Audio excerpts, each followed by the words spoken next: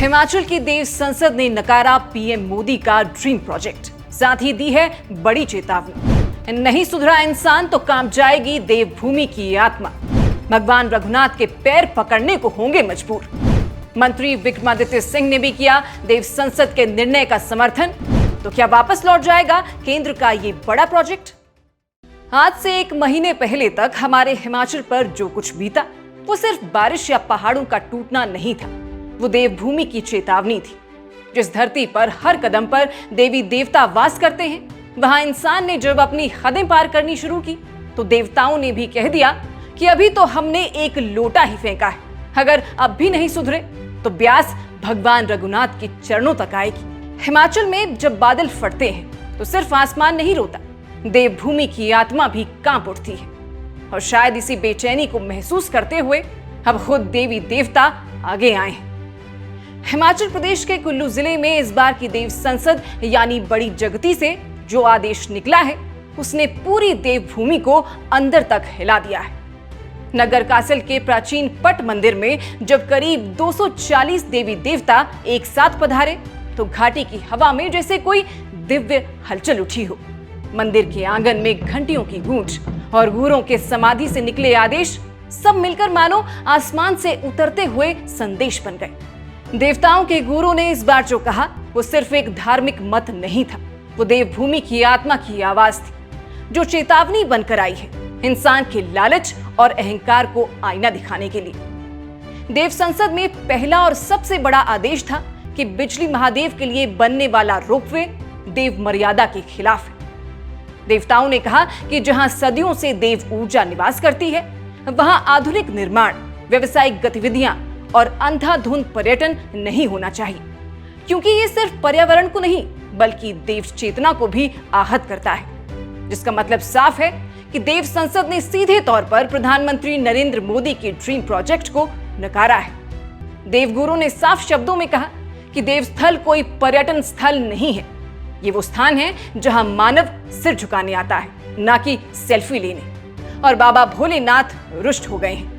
यदि उनकी शांति को भंग करने का प्रयास किया गया तो आने वाला समय मानव जाति के लिए और संकट लेकर आ सकता है।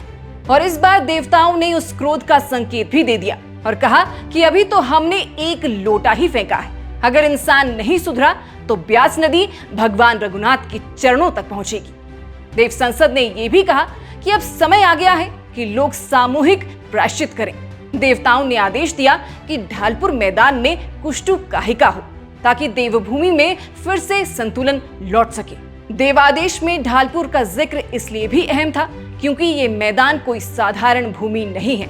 देवताओं ने कहा कि ढालपुर कुल्लू घाटी की देव ऊर्जा का केंद्र है, लेकिन हाल के वर्षों में यहाँ खुदाई, निर्माण और असंवेदनशील कामों ने देवता को नाराज कर दिया है।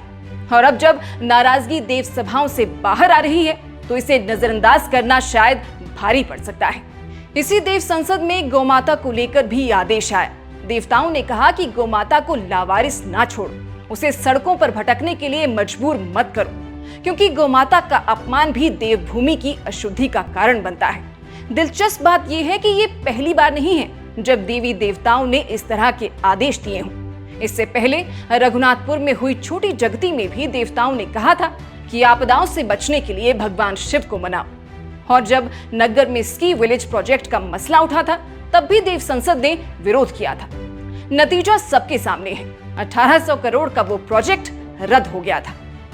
इतिहास गवाह है कि जब देवभूमि के देवता बोलते हैं तो उनके आदेशों को हल्के में नहीं लिया जा सकता, क्योंकि ये वही धरती है जहां निर्णय मंदिरों में होते हैं और जनता उनके आगे सिर झुकाती है।